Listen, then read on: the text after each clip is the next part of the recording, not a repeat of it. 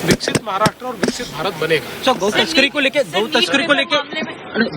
लेके जिस प्रकार से गौ तस्करी का मामला सामने है, महाराष्ट्र सरकार उन आरोपियों के खिलाफ किस प्रकार से कार्रवाई की? क्या मकोका के तहत कार्रवाई होगी? देखिए, हम लोगों ने पहली बार मकोका अप्लाई किया हुआ है और मेरा विश्वास है कि कोर्ट की स्क्रूटिनी में भी ये बिल्कुल जायज होगा और इस प्रकार से अगर कोई करेगा तो उस पर मकोका लगेगा। सर, अल नीनो को लेकर भी काफी चिंता जताई जा रही है, क्या कोई प्रोएक्टिव मेजर्स लिए जाएंगे महाराष्ट्र? अल नीनो के चलते हम लोगों ने एक बृहद प्लान तैयार किया है। चूँकि अल नीनो के कारण सेक्टोरली अलग अलग प्रकार से बारिश होगी, कहीं बारिश का डेफिसिट बड़ा भी हो सकता है। उस दृष्टि से जो एहतियात बरतने चाहिए उसका प्लॅनिंग हमने किया। पेट्रोल आणि डिझेल कोयते असेल, तरवारी असेल, मराठवाड्यात मुळामध्ये या संदर्भात सगळ्या जिल्हाधिकाऱ्यांना आपण सूचना दिलेल्या आहेत। पेट्रोल, डिझेल आणि विशेषतः डिझेल, कारण आता शेती करताही लोक काही डिझेलचा वापर करत आहेत, त्यामुळे आपण त्या प्रकारचे आदेश दिलेले आहेत की त्यांनी स्वतः लक्ष घालून याचं नीट प्लॅनिंग करून कोणाला होर्डिंग करू देऊ नका, साठेबाजी करू देऊ नका। आवश्यकतेनुसार त्या ठिकाणी डिझेल मिळालं पाहिजे याचा प्रयत्न चाललेला आहे। काही ठिकाणी निश्चितपणे तणावाची स्थिती तयार झाली आहे, पण ही काही सर्वदूर तणावाची स्थिती असं नाही आहे।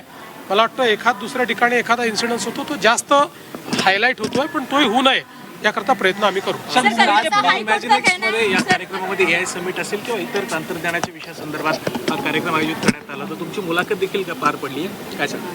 इमॅजिनेक्स्ट हा एक अतिशय महत्त्वाचा इव्हेंट या ठिकाणी होतोय आणि AI आणि टेक्नॉलॉजीशी संबंधित अनेक लोक या ठिकाणी आले आहेत। मला देखील निमंत्रित करण्यात आलं होतं। मी या कार्यक्रमामध्ये AIच्या अडॉप्शनच्या संदर्भात महाराष्ट्र काय करत आहे या संदर्भात मी सांगितलं, कारण आपल्याला कल्पना आहे की आता ही जी काही AIची वेव आहे ही कोणी थांबवू शकत नाही, पण त्या वेववर आपण, त्या लाटेवर आरूढ होऊन आपल्या सामाजिक आर्थिक परिवर्तनाची जी लढाई आहे तिला गती देऊ शकतो, त्याला स्केलवर नेऊ शकतो।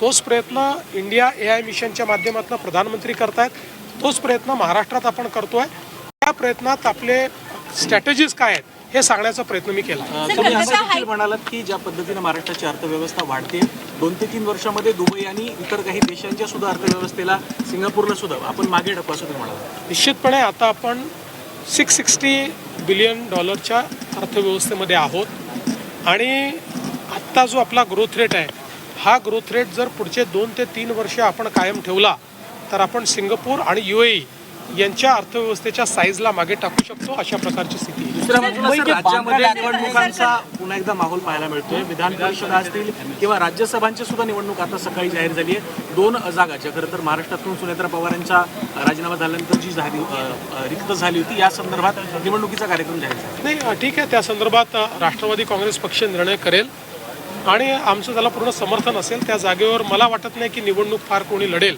कारण आमच्याजवळ सत्ता पक्ष म्हणून 232 वोट्स त्या ठिकाणी आहेत।